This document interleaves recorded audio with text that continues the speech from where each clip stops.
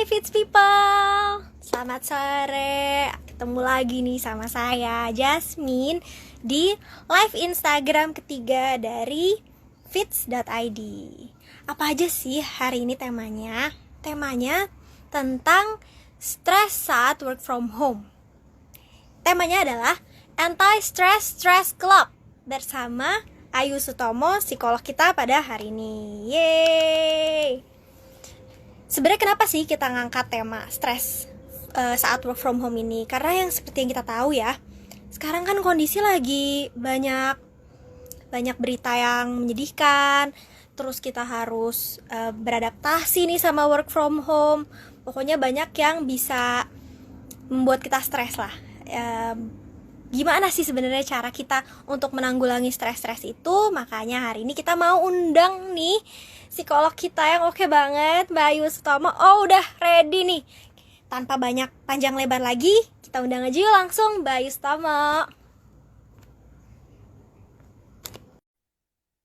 Bentar ya, lagi diundang. Ntar kalau misalkan ada yang mau nanya, kita buka juga di akhir-akhir live ini. Halo Mbak. Hai, kamu ceria banget sore ini. Dong, biar gak stres, Mbak. Udah berapa lama di rumah? Udah sebulan lebih. Duh, Ya, kalau kalau ngitungnya dari PSBB, kalau Jakarta hitungannya tuh udah hampir 2 bulan loh di rumah sama anak-anak. Terus kebanyakan ada di rumah, nggak bisa beraktivitas di luar kayak gitu. Udah hampir 2 bulan, pantes ya udah mulai. Kok aku ngomong sendiri gitu tiba-tiba gitu. gitu ya. Jangan sampai gitu lah. Makanya nih dok. Makanya nih Mbak, Hmm. hari ini aku Mm-mm. mau nanya-nanya gimana supaya Oke, kita bisa menanggulangi stres ini. Pertanyaan boleh, pertama boleh. langsung aja boleh ya. Kayak ujian pertanyaan pertama gitu. Tolong ini lagi listening test soalnya Mbak. Listening test ya. Yuk, kenapa sih jadinya Jadi gimana? gini-gini nih. Saat work from home ini nih, kenapa sih kok pekerjaan jadi terasa lebih berat gitu Mbak? Kok jadi makin Nah, stres ngadepin nah, pekerjaan? Padahal sebenarnya eh. workload-nya aja. Gimana tuh Mbak? Iya sih, sebenarnya kalau misal berbicara mengenai workload, ada yang memang workloadnya itu sama aja. Ada juga yang memang ya stresnya itu karena workloadnya sama, tapi ngerjain harus dari rumah. Kayak misal beberapa divisi tertentu atau bagian tertentu, misalnya gitu ya, yang marketing dan orang marketing nggak di sini. Workload itu sama, targetnya tetap nggak dikurang-kurangin gitu kan. Tapi waktu kerjanya harus bekerja dari rumah. Tapi juga misalnya kayak kondisinya kan seperti ini, kayaknya nggak mungkin kan untuk nyampe ke kerjaan begitu. Nah, kalau kemudian bicara kenapa sih jadi perasaan lebih berat gitu? Kalau menurut saya itu lebih kepada mindsetnya. Jadi ketika memang kita set up mindset kita bahwa ini menjadi lebih berat, maka benar akan menjadi lebih berat gitu. Apalagi di awal-awal saat-saat masih baru-baru work from home itu kan banyak yang kemudian orang bilang, wah asik nih ya work from home, kerja dari rumah gitu kan, bisa sembari santai, bisa sembari apa. Tapi ternyata gitu pas sudah dijalanin, loh kok bosen juga, loh kok malah makin susah gitu kan ya, apalagi untuk yang ibu-ibu atau perempuan-perempuan kan harus multi role, multitasking juga, banyak hal yang harus dilakukan dalam satu waktu, menuntut adaptasi cepat yang kemudian apa namanya harus dilakukan dalam 2 bulan gitu, kita menjalani banyak peran baru dan itu harus cepet-cepet gitu. Jadi kayak misalnya dalam 2 bulan itu kemudian kita diharuskan untuk jadi ibu guru, diharuskan untuk di rumah mengurus rumah, kemudian untuk tetap tidak meninggalkan peran kita sebagai pekerja kalau misalnya bekerja. Nah itu adaptasinya cepet banget gitu loh. Dan itu seringkali memang menjadi sumber stres tersendiri karena ada banyaknya hal yang harus dilakukan dan disesuaikan dalam waktu yang singkat, kemudian membuat kita akhirnya jadi kayaknya kok eh, bebannya jadi banyak banget gitu. Apa yang harus disesuaikan tuh jadi banyak banget gitu. Belum lagi ada informasi-informasi dari eksternal, kayak misalnya berita tentang siur tentang COVID, kemudian ada berita tentang, wah ternyata sebarannya udah makin banyak ya, ternyata korban jiwanya udah makin banyak ya, kemudian informasi-informasi di sosial media yang nggak tersaring dan simpang siur, itu justru kemudian menambah tersendiri beban work from home ini yang pada akhirnya pengennya happy tapi malah jadi stres gitu. Bener, setuju banget Mbak, setuju banget. Apalagi sekarang tuh yang aku rasa ya pribadi tuh jadi nggak ada batas antara kerja sama waktu pribadi gitu. Jadi kok bawaannya Heeh, jadi kerja terus gitu, padahal harusnya heeh, heeh. waktu istirahat gitu. Benar, benar. Itu emang juga jadi kemudian salah satu sumber stres yang lain ya. Tapi sebenarnya itu semua bisa disiasati gitu. Kayak misalnya apa namanya kerja kok kayak misalnya malah justru nggak habis-habis. Pekerjaan tuh banyak banget. Mulai dari pekerjaan domestik rumah, ngerjaan ngurus anak, kerjaan sampai apa namanya urusan kantor itu kok kayak nggak selesai-selesai gitu. Akhirnya menjadi lelah sendiri pada saat work from home. Padahal sebetulnya ada banyak banget loh manfaat yang bisa kita dapat dari work from home ini, mulai dari waktu yang lebih fleksibel, kemudian juga relasi dengan pasangan, dengan anak itu juga menjadi lebih interaksinya kan lebih lebih lebih intens. Akhirnya apa bonding emotionnya juga lebih dapat seharusnya seperti itu. Kemudian secara waktu lebih fleksibel. Kemudian kalau misalnya lagi ngerjain tugas di kantor itu kan kadang-kala ada distraksi, belum selesai satu tugas tiba-tiba bos yang satu udah ngasih tugas yang lain gitu kan, baru ngetik-ngetik bos yang satu lagi datang lagi ngasih tugas yang lain gitu. Kok ketawa sih? Itu relatable banget kayaknya buat semua orang. Relatable ya. Tapi pada saat kita work from home, sebetulnya kita memegang kendali lebih untuk mengatur skala priority, mana kerjaan yang mau kita handle duluan, mana yang enggak gitu. Dan itu bisa lebih fokus. Jadi sebenarnya ketika kita menghandle si work from home ini dengan benar, justru jauh lebih banyak manfaatnya gitu loh. Gitu. Nah, cara ngatur prioritasnya ini yang kadang belum kita tahu ya, belum tahu gitu celahnya di mana gitu ya, Mbak. Oke, nah sebenarnya ketika kemudian berbicara mengenai mengatur prioritas, terus gimana supaya mendapatkan manfaat maksimal dari si work from home ini, yang paling penting dilakukan adalah set up the schedule and routine. Jadi, basically apa namanya? Kalau orang atau individu secara psikologis itu akan menjadi lebih tenang ketika dia tahu di depannya nih akan ada apa dan di depannya itu dia mau melakukan apa. Nah, untuk setup yang lebih tenang, kemudian nggak bosen, penting bagi kita semua untuk ngatur schedule hari-hari. Kayak jam segini saya mau melakukan apa, jam segini misalnya saya pegang anak-anak terlebih dahulu, nanti akan meeting di jam segini, lalu akan meeting lagi di jam berapa, kemudian nanti siangnya itu akan ada me time, kemudian akan masak, akan apa, itu di set up gitu jadwalnya. Dan ketika jadwal itu sudah di set up dengan baik, insya Allah sebetulnya work from home ini bisa untuk apa ya diambil manfaatnya secara maksimal. Jadi yang paling penting adalah set the routine, kemudian bikin jadwal yang rutin dan teratur supaya dalam aktivitasnya gitu juga ya tahu abis ini tuh mau ngelakuin apa, habis itu mau gimana, habis itu mau ngapain, kayak gitu. Itu penting banget untuk tetap bikin schedule meskipun bekerja dari rumah. Dan masukkan juga schedule tuh bukan schedule kerja aja gitu, tapi schedule yang kaitannya itu juga dengan mau megang anak jam berapa, mau kemudian ngerjain PR anak jam berapa, mau kemudian nemenin anak les jam berapa, jam segini anak udah bisa ditinggal untuk les, kemudian jam di saat anak les ini saya mau ngapain. Nah, setup schedule itu penting banget untuk dilakukan gitu supaya nggak merasa drowning dengan kok nggak selesai-selesai ya kayak gitu. Nah, setelah kita udah setup schedule nih, ini kan juga diselip-selipin dengan pribadi kita ya, misalnya kegiatan pribadi misalkan ya, masak, terus mungkin ada harus nyapu rumah sebentar, berapa belas menit. Nah, gimana cara komunikasikan schedule kita hari itu kepada rekan kerja kita dan bos kita nih Mbak, kira-kira nih Mbak, supaya semua Ah, gitu. ah.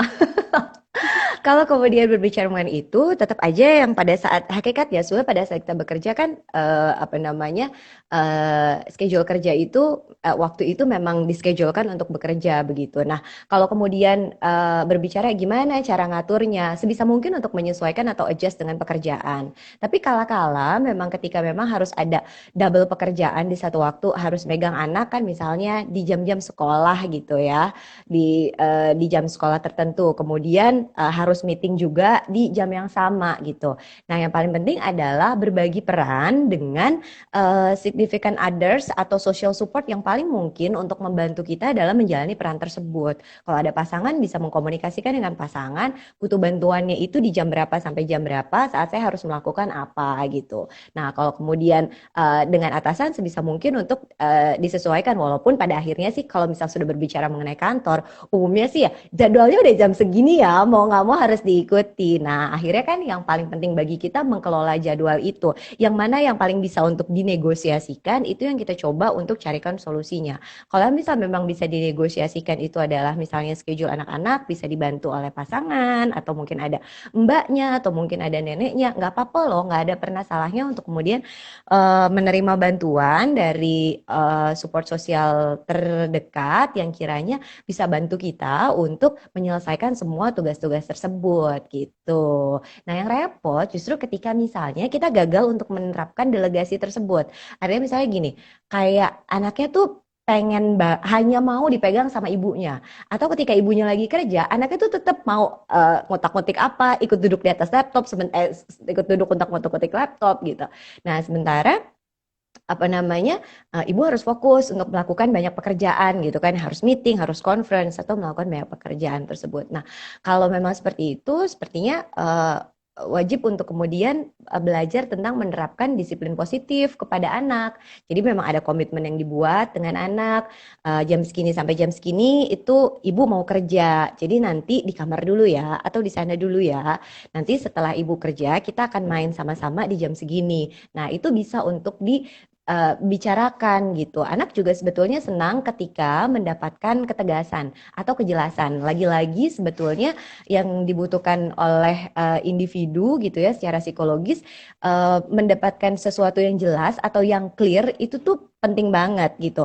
Nggak di pekerjaan, nggak kemudian di relasi hubungan gitu kan, nggak juga anak. Itu yang namanya kejelasan penting gitu, dan orang merasa lebih secure ketika sesuatu itu jelas gitu, dia merasa lebih aman. Demikian juga yang terjadi pada anak-anak. Oh, mama mau kerja jam segini sampai jam segini ya, oke, tolong main dulu ya sama adik, atau main dulu ya sama mbak, atau main dulu ya sama ayah, area ini mau mama pakai untuk bekerja, jadi tolong untuk mama tidak diganggu dulu, nanti kita main lagi selepas mama selesaikan pekerjaan. Nah, sebetulnya itu bagus gitu. Jadi anak mengerti mana yang boleh dan yang tidak. Anak belajar disiplin untuk memenuhi bahwa, oh, ibu saya sedang bekerja dan ada waktunya untuk bermain sama ibu, ada waktunya untuk nggak boleh bermain sama ibu karena ibu harus kerja dulu gitu, dan itu jelas gitu. Yang penting itu secara konsisten dilakukan sehingga anak juga tahu bahwa oke, kalau aku melakukan ini aku tidak akan dimarahi, tapi kalau aku melakukan ini aku akan ditegur, atau ibu akan merasa kurang apa namanya, akan terganggu sehingga nanti saya akan ditegur. Asalkan itu clear, anak pasti bisa kok untuk bekerja sama gitu. Oke, jadi yang dibutuhkan adalah sebenarnya kejelasan dan mungkin kompromi juga sama pasangan atau orang-orang Heeh. terdekat di rumah, supaya saling membantu lah untuk kita bisa spread schedule-nya bareng-bareng, semua aman gitu ya, terkendali. Iya, benar, benar. Sama yang paling penting tadi sebetulnya yang di awal, yaitu mindset. Karena kan sebenarnya kita kan nggak bisa mengendalikan apa yang sedang terjadi di lingkungan kan. Pandemi seperti ini siapa sih yang mau gitu. Di Januari kita masih happy-happy apa segala macam, tiba-tiba di bulan Februari, Maret, semuanya setting situasi berubah gitu. Dan itu semua di luar kontrol kita. Yang bisa kita kontrol kan adalah bagaimana kemudian kita mau memaknai situasi ini. Kalau kemudian kita sudah memaknainya itu dengan yang, aduh ini ngebosanin banget ya, ini tuh berat banget ya, ini apa, ya semuanya kan akan sulit. Tetapi kalau misal dari awal kita sudah set up mindsetnya, kita mau lakukan ini gitu, kita masih termasuk orang-orang yang beruntung karena ada di sesi ini. Kenapa sih saya suka bilang beruntung? Ini pandemi itu ya terjadi kurang lebih 100 tahun yang lalu, di sekitar tahun 1920-an itu ada flu Spanyol, di mana hampir kurang lebih mirip terjadi yang seperti ini gitu. Nah, kalau kemudian sekarang terjadi hal lagi yang seperti ini, wah, nggak 100 tahun sekali kita berada di setting situasi yang seperti ini gitu. Tapi gimana kita bisa survive, itu bisa buat kita cerita ketika nanti pandemi ini usai, kita bisa cerita gitu loh. Oh, kita bisa survive loh. Dulu ya ingat banget deh beberapa bulan lalu kita mau keluar aja susah loh ya. Kita bisa survive loh di pandemi yang seperti ini. Nah, itu bisa bagian dari cerita yang positif ketika kita kemudian menariknya dengan mindset yang positif juga. Tapi kalau misal mindsetnya udah dibilang, aduh ini berat banget ya harus work from home harus ini, ya kebawa tentunya akan menjadi berat juga gitu Mbak. Wah, setuju banget sih, mindset emang yang paling penting ya, Mbak ya. Kalau misalkan Mm-mm. bentar lagi kok ini bakal berakhir kok gitu. Kita harus kuat semuanya ya. Mm-mm. Nah, Amin. masuk nih ke pertanyaan selanjutnya. Sebenarnya ini banyak juga dirasakan sama orang-orang, terutama saya juga merasakan sih. Apa Gini loh, tuh? kalau kita di rumah aja nih, kan disuruh di rumah aja, social distancing. Mm-mm. Mm-mm. Sedangkan bosen gitu loh, kayak stres gitu ngeliat rumah tuh tembok lagi, ketemu tembok lagi, paling ketemu mentok-mentok pintu lagi gitu. Aduh, aku tuh pengen lihat yang lain, pengen lihat ijo-ijo, pengen lihat mall gitu. Mm-mm. Gimana sih cara Mm-mm. menanggulangi Mm-mm. stres karena merasa terkekang di satu tempat untuk waktu yang terlalu lama kayak gitu?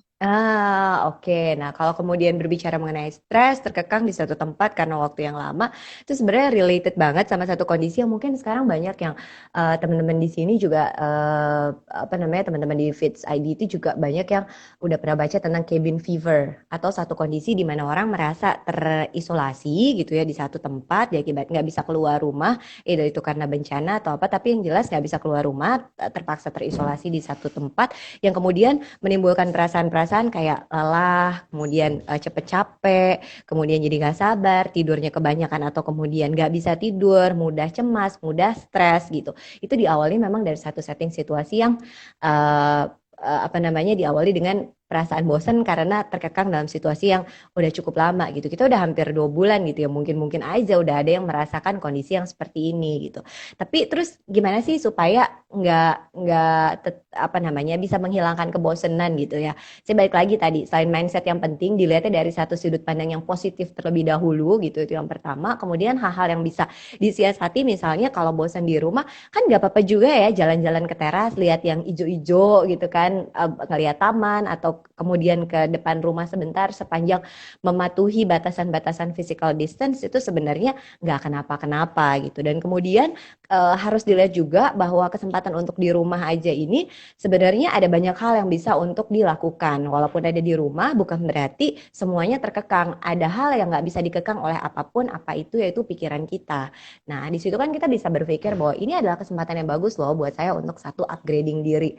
Asalkan rajin ya, banyak banget loh kelas-kelas di Instagram Stories yang sifatnya gratis dan bisa diakses sama siapa aja untuk upgrading diri kamu seperti yang dibikin sama MyFits ini kan, sering-sering bikin kelas-kelas tambahan gitu-gitu, kelas-kelas untuk uh, apa namanya viewersnya atau followersnya di Instagram itu bisa untuk dilakukan. Kemudian juga bisa untuk memulai doing project kalau misalnya kayak yang punya anak gitu, itu bisa loh untuk mulai bikin-bikin project, bikinan project apa yang sifatnya itu bisa dilakukan pada saat weekend. Anaknya sukanya apa? Suka ngulik-ngulik sesuatu, benda yang bikin suatu hal baru dari barang bekas atau apa, itu bisa dijadiin project, habis itu direkam, habis itu dibikin. Ya harus kreatif untuk mencari ide-ide yang seperti itu. Dan kemudian ada juga mungkin ini kan kesempatan baik banget karena ini juga lagi Ramadan kan ya sebetulnya, dimana sebetulnya bagus banget untuk menebar banyak kebaikan apalagi di situasi pandemi di mana kita tahu banyak juga orang-orang yang mengalami kesulitan atau kesusahan pada saat ini gitu. Nah, maka itu terlibat dalam social project itu bisa menjadi salah satu alternatif pilihan gitu. Kenapa? Karena di banyak penelitian memang disampaikan juga ketika kita berbuat baik, maka sebetulnya itu berpengaruh terhadap apa yang terjadi pada otak kita. Ada hormon di otak yang kaitannya membuat semangat, membuat rasa happy, dan kemudian pada akhirnya kebaikan itu akan berbalik ke kita, membuat muncul perasaan kebahagiaan gitu. Jadi happiness itu related dengan giving something ke orang gitu. Nah, di masa pandemi, kemudian ketika juga bulan Ramadan, bulannya berbagi gitu kan. Nah, penting banget atau itu adalah hal yang sangat mungkin untuk bisa dilakukan gitu dibanding hanya dengan di rumah aja, diem aja, bosan aja. Banyak kok yang bisa dilakukan. Misalnya for example kayak apa ya, main berbagai macam aplikasi itu juga bisa dilakukan. Sama yang nggak kalah penting karena basicnya memang kita adalah makhluk sosial yang senantiasa harus bersosialisasi. Jangan pernah lupa untuk tetap apa ya, bersosialisasi walaupun sifatnya itu online dengan orang-orang yang terdekat, kayak dengan orang tua, dengan adik, dengan kakak, dengan sahabat. Ya meet up online-nya itu tetap dijalanin gitu. Sehingga memang secara emosi juga itu bisa menggantikan eh, kapan waktu yang kita nggak bisa bertemu secara langsung kayak gitu. Oke deh, jadi kita bisa mengalokasikan energi kita untuk melakukan hal-hal positif ya selama kita di rumah aja ini. Bener. Iya, Oke deh. Ya kalau bosen-bosen dikit ya keluarlah dikit ya ke nggak taman. apa-apa. Iya, nggak apa-apa sepanjang kita kemudian memenuhi physical distance-nya kan. Jadi emang nggak deket-deket sama orang, kemudian pakai masker, ya memang harusnya keluar. Tapi kalau bisa itu memang diminimalkan sekali dan memang jaraknya juga jangan terlalu jauh dari rumah, yang deket-deket aja kayak gitu. Oke deh, siap, siap, Mbak. Em, Sekarang nih kita mau ngomongin tentang stres yang nggak tahu ini sebenarnya bisa dihindari atau enggak nih ya tentang berita. Sebenarnya kan kita Oke. sekarang lagi banyak butuh berita juga karena kita harus tahu ya kondisi di luar Mm-mm. seperti apa. Tapi di Mm-mm. satu sisi kebanyakan nonton berita baik di TV Hmm. maupun online itu tuh malah bikin makin stres. Kadang Hmm. nih setelah habis baca berita nih, terus jadi parno sendiri, terus muncul nih kayak gejala-gejala yang tadinya nggak ada, kayak misalkan Ya, tiba-tiba sakit tenggorokan, kok tiba-tiba aku tiba-tiba demam, sesek kayak gitu gitu, ya. Aku demam gitu. kok jadi sesak gitu. Heeh, ya. Nah, Terus itu kayak gimana penjelasannya gitu gimana? ya. Oke, ini sebenarnya itu memang sangat mungkin. Ini kalau kita bisa sebutnya itu apa ya, kondisi psikosomatis di mana ada kita merasa ada sesuatu yang terjadi pada tubuh kita dipengaruhi oleh kondisi psikologis kita. Kalau dari penjelasan ilmiahnya itu sangat mungkin untuk terjadi. Kenapa sih? Karena ketika kita masuk berita terlalu banyak ke dalam otak kita, ke dalam kepala kita, kemudian apa namanya, ada bagian otak yang bekerja yaitu pusat rasa cemas. Itu kalau kita menjadi cemas gitu kan ya. Nah, si pusat rasa cemasnya itu di otak kita sebut sebagai si amigdala bagiannya. Nah, ketika amigdala itu bekerja terlalu keras, amigdalanya itu bekerja terlalu aktif begitu, maka dia sehingga si amigdalanya tidak sanggup untuk menerima banyak stimulus dari luar tersebut, maka ada ketidakseimbangan dalam tubuh kita. Nah, ketidakseimbangan dalam tubuh kita itulah yang pada akhirnya membuat munculnya gejala-gejala terkait dengan gejala fisik tadi gitu. Nah, kalau kemudian kita sudah tahu bahwa sebetulnya cemasnya itu karena banyaknya paparan yang tubuh kita, amigdala kita tuh nggak sanggup lagi untuk menampung sehingga pada akhirnya justru bikin tubuh kita menjadi merasa sakit gitu. Artinya kan yang harus dibatasi adalah informasinya gitu.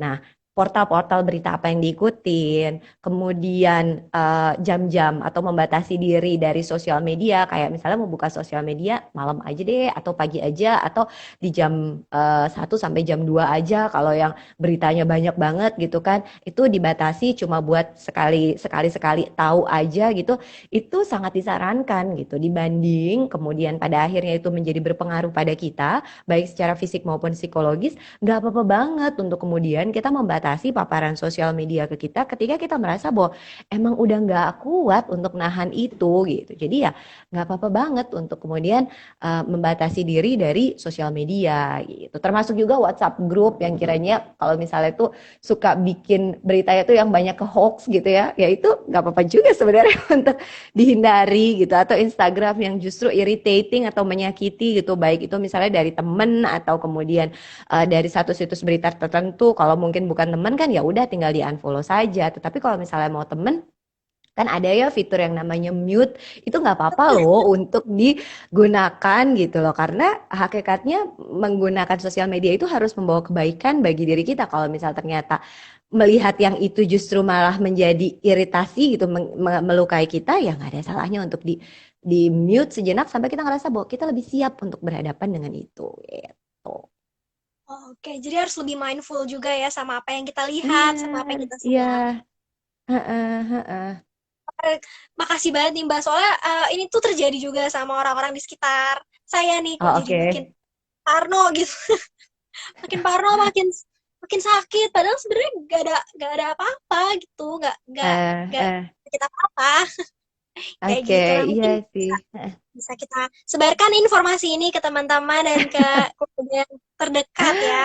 Jadi sosial media secukupnya saja begitu. Oke.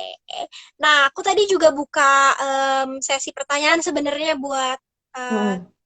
yang nonton live ini nih. Cuman aku minta nih untuk yang pertanyaannya bisa ditulis di ini ya, di yang box yang ada tulisan, yang ada gambar tanda tanyanya itu biar bisa aku bacain satu-satu. Kayak gitu. Tapi ntar aku sebenarnya nih Mbak. Coba kita lihat. Oh, nih ada nih. Karena lingkungan kerja kita di rumah, kadang kita suka membenarkan bekerja jauh di atas jam kerja. Gimana caranya supaya bisa tetap balance antara pekerjaan dan kehidupan? Oke. Oke, karena lingkungan kerja di rumah kadang suka membenarkan ya kerjanya di atas jauh jam kerja. Work from home jam 9 malam masih pegang laptop gitu kan ya. Nah sebenarnya sih ini balik lagi ke tadi yang seperti saya sampaikan. Bikin jadwal yang rutin dan berkomitmenlah dengan jadwal tersebut gitu. Supaya memang waktunya di rumah waktunya bekerja adalah ya memang di jam kerja yang sudah ditetapkan gitu. Di luar-luar itu kan masih punya kehidupan yang lain.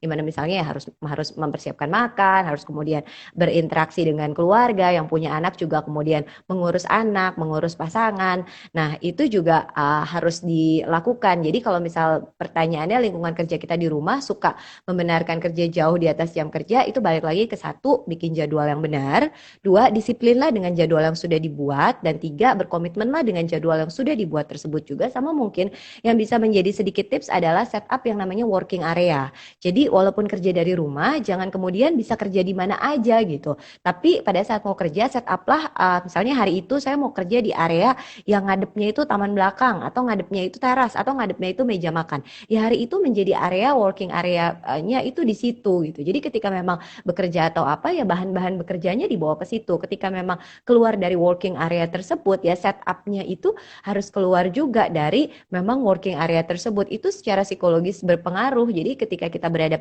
dalam satu setting situasi yang memang kita sengaja set up jadi working area kita ya kita bekerjanya di situ. Dan setelah memang sudah selesai waktunya misalnya kayak oke, jam kerja sampai jam 5 nih, jam 5 mau tutup laptop, ya udah laptopnya memang benar-benar ditutup, dimasukin, jangan kayak istirahat sebentar deh, ntar taruh lagi di mana gitu, terus udah gitu ntar abis putar rumah sedikit dibalik lagi ke situ gitu kan, ngetik lagi, ya nggak kelar-kelar kan ya kalau kayak gitu. Oke. Berarti sebenarnya nggak terlalu disarankan untuk bekerja di tempat tidur ya dok ya? Mbak ya kalau misalkan kayak gitu, karena kan Enggak, tempat tidur enggak. tempatnya tidur gitu. Bukan Oke. hanya untuk ya, bukan hanya untuk bekerja saja, tapi usahakanlah memang ketika kita set up satu ruangan untuk tidur, memang tempat tidur biasakan memang itu adalah satu area yang nyaman bagi kita untuk beristirahat begitu. Jadi memang sebenarnya saya juga kurang menyarankan untuk apa namanya melakukan kayak aktivitas di luar istirahat di tempat tidur tersebut. Jadi kayak misalnya bawa-bawa kerjaan, kemudian ngetik-ngetik itu sebenarnya agak kurang direkomendasikan karena sebetulnya untuk menciptakan satu tidur yang berkualitas gitu salah satu faktor pengaruhnya adalah setting ruangannya, setting tempat tidurnya dan kemudian bisa membedakan di mana tempat untuk beristirahat, di mana untuk kemudian apa namanya bekerja. Apalagi ketika misalnya membawa PC gitu ke tempat tidur itu sebenarnya agak kurang disarankan. Kenapa kurang disarankan? Karena memang kan sinar dari PC tersebut itu kan dalam tanda kutip ya menipu mata kita seolah-olah bahwa ini sinar masih working hour loh. Jadi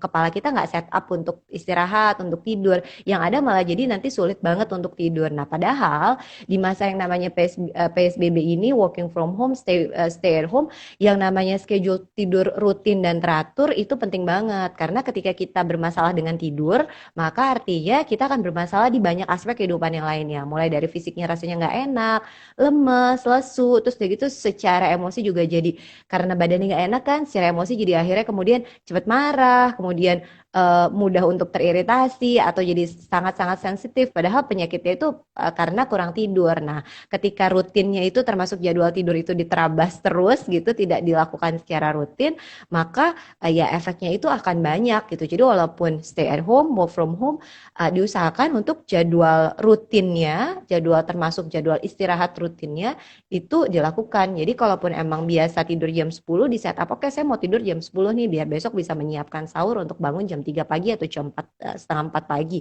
Ya itu dilakukan gitu secara rutin gitu.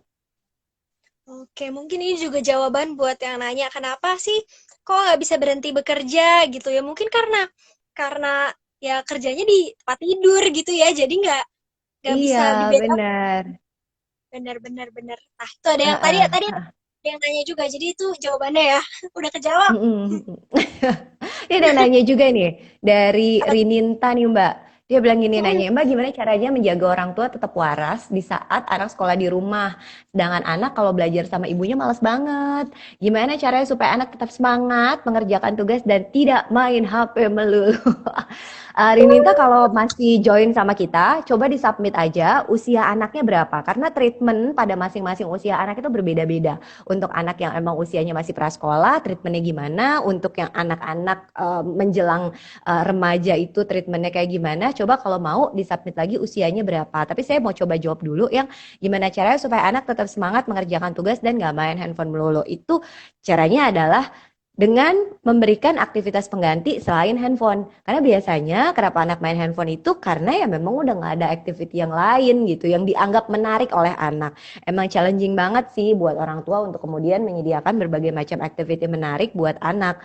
Nah, contoh-contoh aktivitasnya apa? Mungkin nanti bisa saya sharing kalau misalnya udah dikasih tahu nih usia anaknya berapa. Tapi yang jelas adalah biasanya terjadi nempel gadget terus itu karena memang kita sibuk.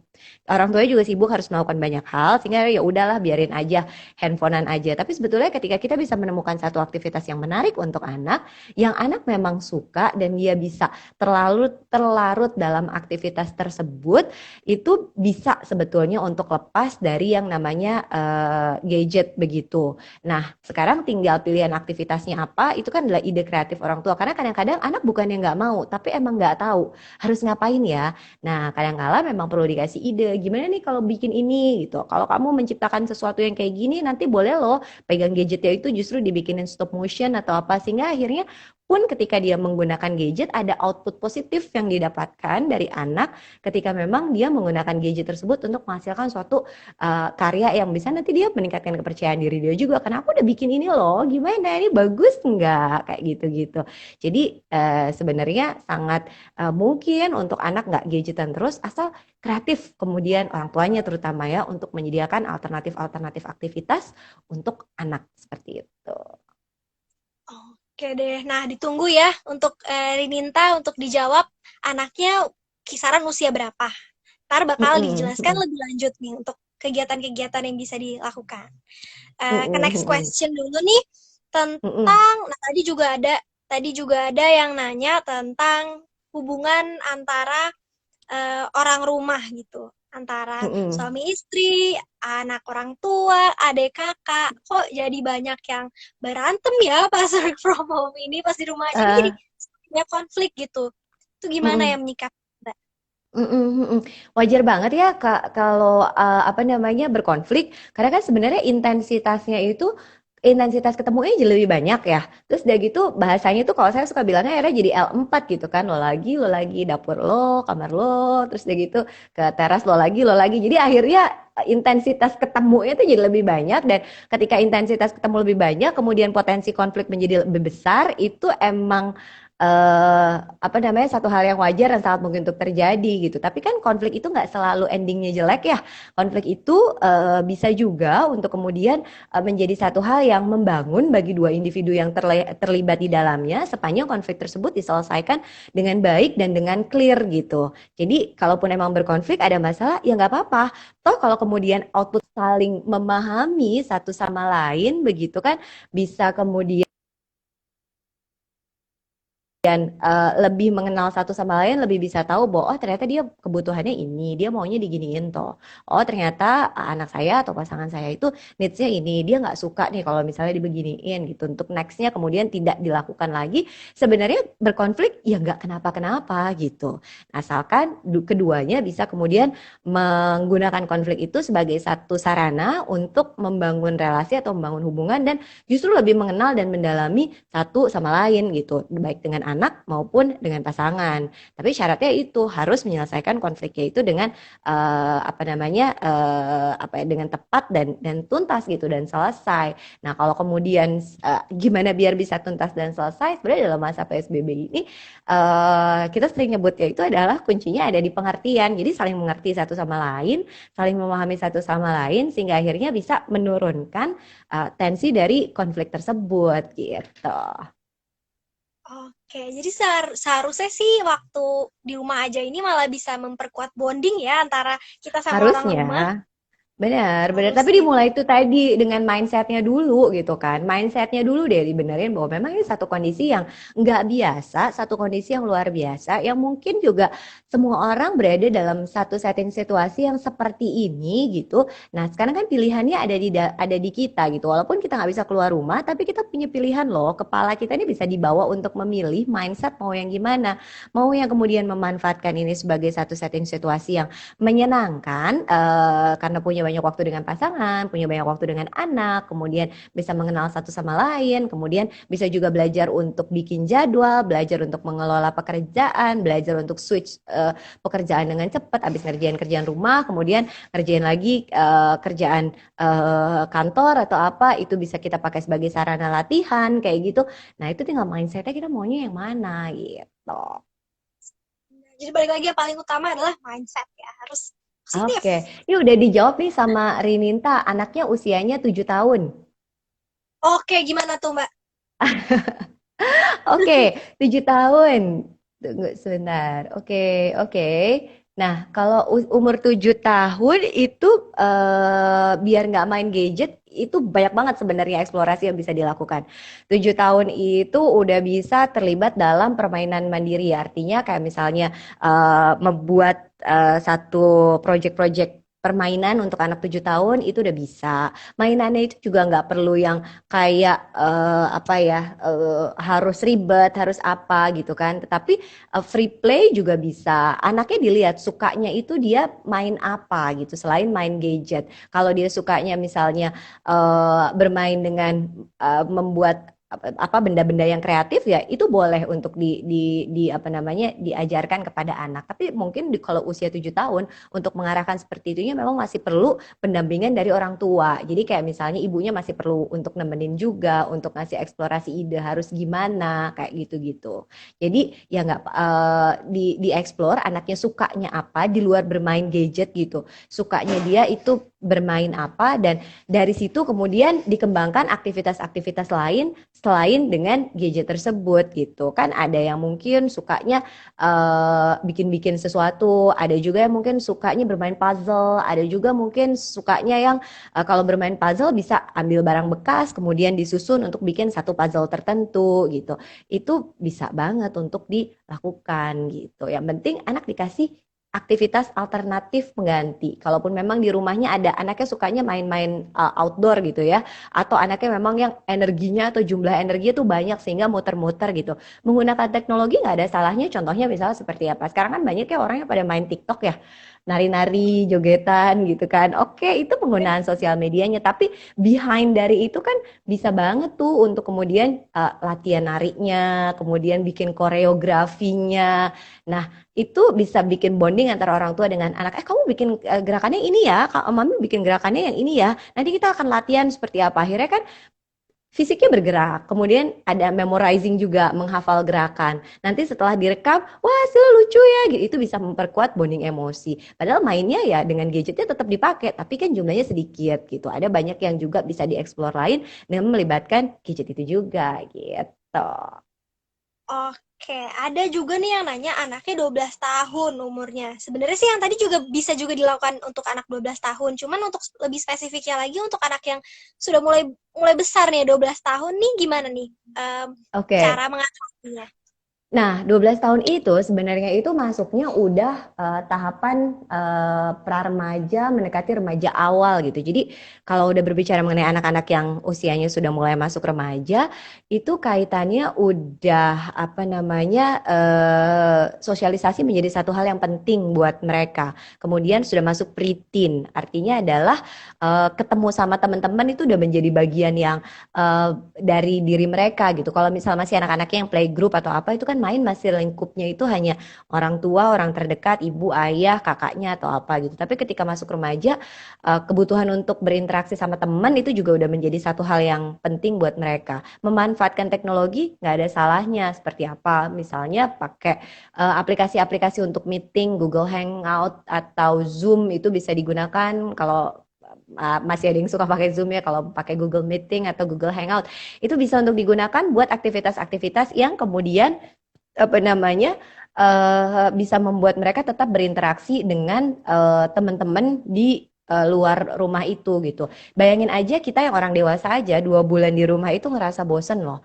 Nah apalagi yang namanya anak-anak, terus udah gitu remaja itu juga pasti bosen banget buat mereka. Nah makanya ketika kemudian anak mungkin sedang bermain dengan gadget, berinteraksi dengan temannya di virtual meeting, itu kalau udah masuk usianya 12 tahun sebenarnya sih nggak apa-apa juga gitu untuk diberikan waktu bagi mereka berinteraksi dengan teman-temannya di luar sana untuk kemudian tetap penuh kebutuhan sosialisasinya karena dia tetap bertemu atau catch up dengan teman-temannya begitu. Nah, bagus lagi juga kalau misal dari hal-hal tersebut bisa kemudian diarahkan sebagai orang tua membimbing bikin project deh sama teman-temannya apa yang bisa kemudian untuk dilakukan sama teman-teman di usia 12-annya ini gitu kan. Ada banyak orang susah loh, gimana yuk kita bikin, ada yang udah mulai 12 tahun tuh udah bisa ada yang mulai mendesain sesuatu, bikin foto diedit-edit untuk dibikinin sesuatu, bikin poster-posteran yuk, kemudian kita galang dana yuk, kita bikin charity apa yuk yang sifatnya online, itu udah bisa untuk dilakukan. Memang kemudian butuh pendampingan dari orang tua untuk anak-anak mampu untuk melakukan itu gitu. Tapi kalau untuk 12 tahun, wah banyak banget activity yang bisa untuk dilakukan. Nah, 12 tahun ini juga biasanya sudah banyak kelas-kelas mandiri yang bisa dilakukan oleh anak-anak umur 12 tahun. Dia peminatannya apa? Sukanya robot, udah banyak loh kelas-kelas mandiri, misalnya tentang kelas coding atau kelas membuat sesuatu atau kelas apa namanya membuat handcraft tertentu. Itu ada banyak kelas online-nya gitu. Nah, itu yang disodorkan kepada anak sebagai alternatif pilihan aktivitas ketika memang usianya 12 tahun tuh udah bisa untuk diarahkan seperti itu gitu. Ya, sebenarnya perlu juga untuk orang tua menjadi lebih kreatif ya di saat-saat seperti ini. Benar-benar.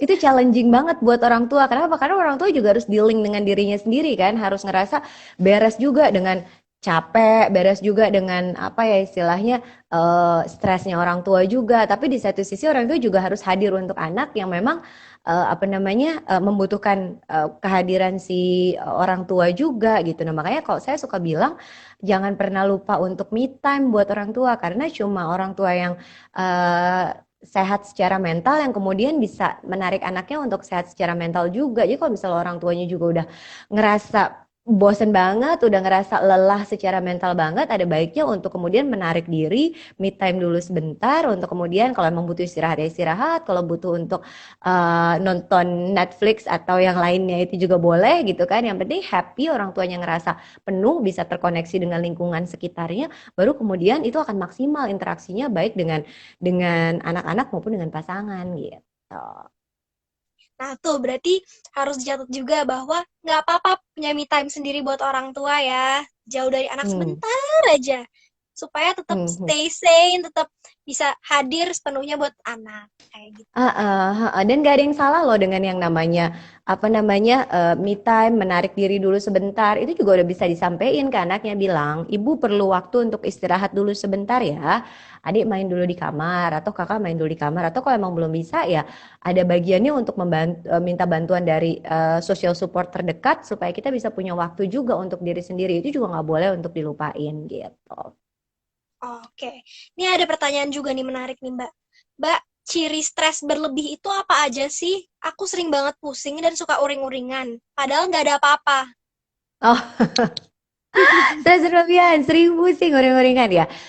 Kalau kita berbicara mengenai stres, beberapa apa namanya, beberapa apa ya checklistnya ya, mudahnya bilangnya seperti itu. Ketika memang sudah mulai merasa gampang marah, kemudian cepat banget kerasa capek, kayaknya biasanya melakukan segini banyak aktivitas nggak capek, tapi kemudian sekarang load aktivitasnya sama, kok cepet ya capeknya. Kemudian terkait dengan makannya udah nggak bener nih, makannya kurang banget atau justru jauh lebih makannya lebih banyak lagi.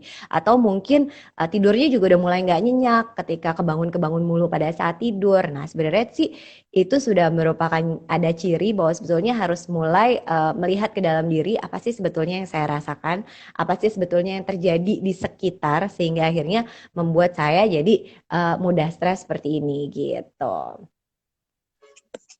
Oke deh, berarti sebenarnya kita harus tahu juga apa yang terjadi dalam diri kita sendiri ya.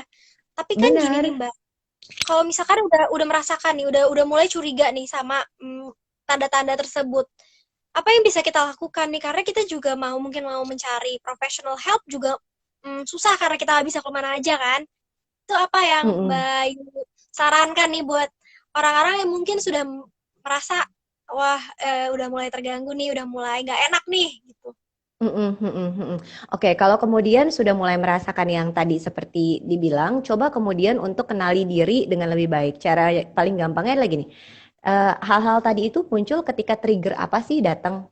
Ketika misalnya mungkin malah jadi mudah marah, mudah lelah ketika ada orang yang ngomong gimana sih ke saya, ketika ada setting situasi yang seperti apa sih yang membuat hal-hal tadi itu kemudian muncul gitu. Nah, harapannya dengan mengetahui penyebabnya apa atau triggernya apa, kita kemudian bisa mensiasati. Jadi kayak misalnya mudah marah-marah, mudah merasa lelah, kemudian stres karena merasa bahwa semua hal harus dilakukan dalam satu waktu yang memang apa kayak ini nih emang harus banget untuk dilakuin semuanya dalam waktu dekat dan dalam waktu yang singkat harus dilakuin semua. Sementara kemudian melihat misalnya partner kita kok sepertinya nggak melakukan atau tidak memberikan banyak kontribusi terhadap banyak tugas tersebut. Akhirnya menjadi mudah lelah, kemudian mudah marah, tapi tidak bisa untuk terungkapkan. Nah, ketika misalnya kita sudah melihat bahwa oh kayaknya penyebabnya ini, baru kemudian cari solusi atas penyebab tersebut. Kalau itu misalnya yang tadi permasalahannya artinya adalah kan dikomunikasikan untuk bilang butuh bantuan nih, I need help nih, bisa nggak tolong untuk membantu berbagi yang seperti ini, seperti ini, seperti ini gitu. Nah itu harus dilihat case by case-nya. Tapi cara paling mudah sebetulnya adalah mulai melihat triggernya tuh apa sih itu. Kalau kemudian misalnya triggernya adalah satu setting yang udah lama banget nih, kita nggak tahu ini akan berakhirnya kapan. Pandemi ini selesainya kapan nggak tahu. PSBB baru diperpanjang lagi sampai tanggal 22 Mei, yang artinya tuh dan ada kemungkinan lagi untuk diperpanjang lagi begitu kan. Ini akan selesainya kapan satu kondisi yang nggak jelas, nggak pasti, bikin kemudian kita menjadi mudah stres, kemudian cemas, kemudian pada akhirnya stres. Ketika kita tahu bahwa itu, sadari bahwa ini kan kondisi bukan saya yang mengontrol ya. Jadi kondisi bahwa akan ada pandemi, ada kemudian PSBB dan yang lain-lain seperti itu bukan saya yang mengontrol. Yang artinya ketika itu yang menjadi sumber stresnya, maka yang harus dilakukan adalah mengubah mindset atau pola pikirnya. Oke, di kondisi yang ini saya yang bukan saya kontrol ini, lalu apa sih yang bisa saya kontrol? Yang bisa saya kontrol adalah bagaimana saya berespon terhadap situasi ini. Nah, pilihan responnya kan ada pada teman-teman semua. Mau merespon itu secara positif atau mau merespon itu secara keluh kesah, kemudian menjadi stres. Nah, itu yang kemudian bisa untuk dipilih kalau misal ternyata triggernya adalah cemas karena ini kok nggak selesai-selesai ya, ini kayak gimana ya gitu. Nah, kenali dulu sebetulnya yang menjadi akar cemasnya apa, akar stresnya apa, dan kemudian coba untuk mencari solusi yang apa istilahnya tuh langsung langsung langsung mengena pada sumber stresnya tersebut begitu. Jadi emang harus kenal dulu gitu, harus seperti apa kayak gitu. Oke, jadi harus tahu dulu triggernya apa ya supaya bisa diperbaiki nih masalahnya seperti itu. Ah, Nah, balik lagi ah, sebenarnya benar. mindset lagi ya, Mbak. Mindset Iya, memang benar, terbaik. benar. Benar, benar, Hapur. benar, benar.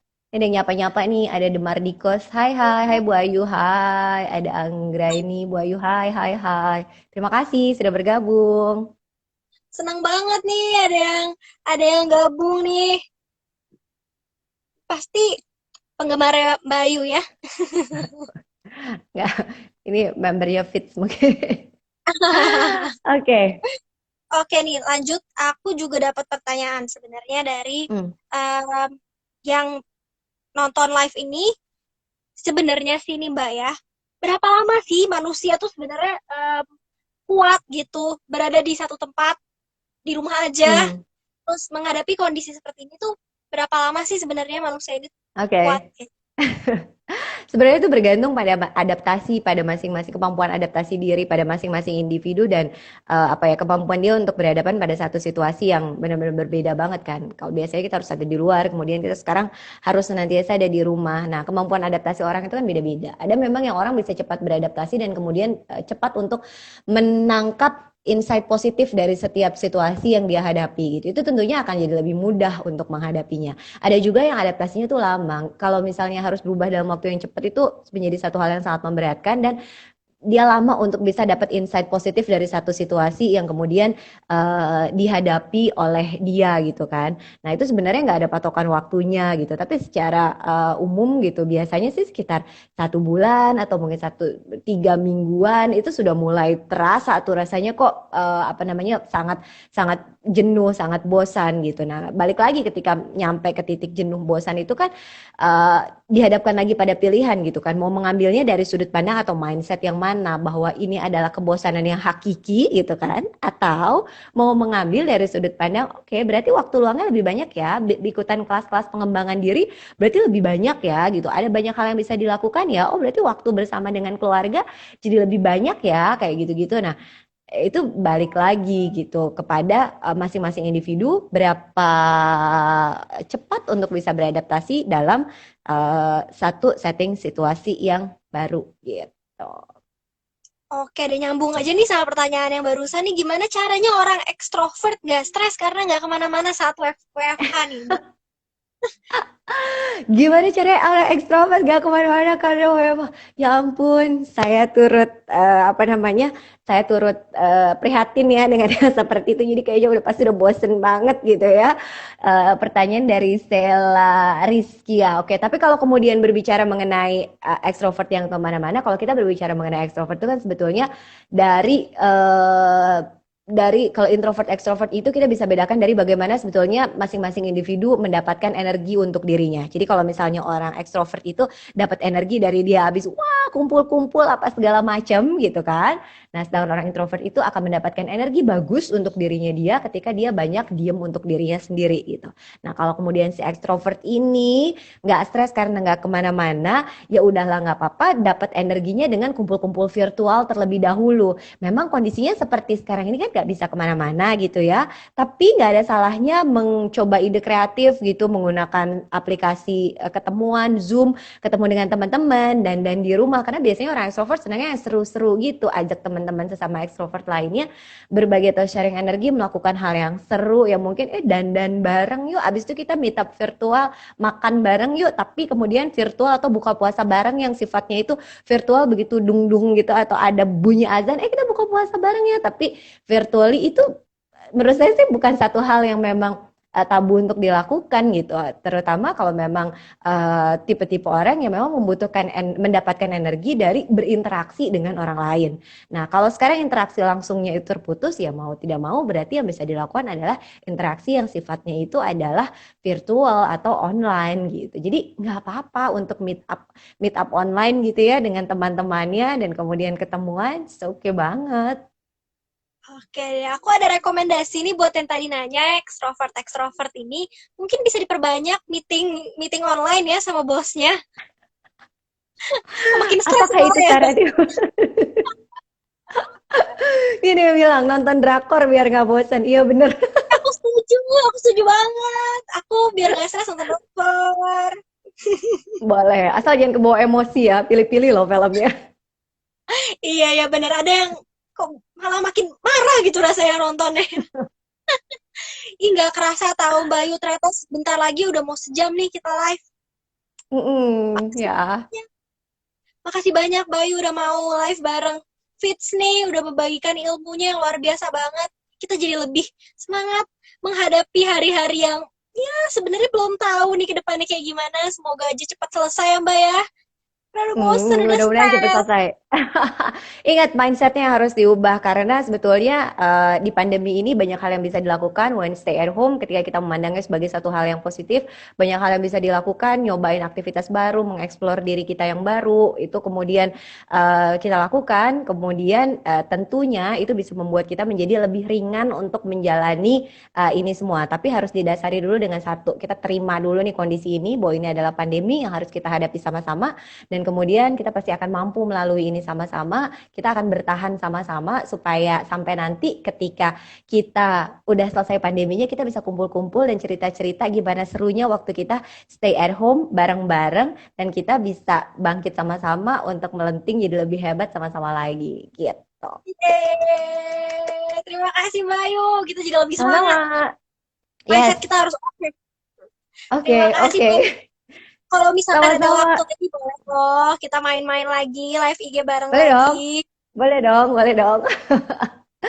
Thank you buat semuanya yang udah join ya. Bintang, Pondra, Nala, online sampai jam buka puasa. Baiklah, Puji Buburit ya namanya ya. Wijayanto. Thank you semuanya yang udah join sampai ketemu dan sehat-sehat semua ya. Bye. Dadah, makasih Bayu. Ciao, kasih. Terima kasih juga untuk semua yang udah nonton live ini. Kita akhirin sekarang karena udah banyak banget nih yang bisa dipelajarin dari live ini.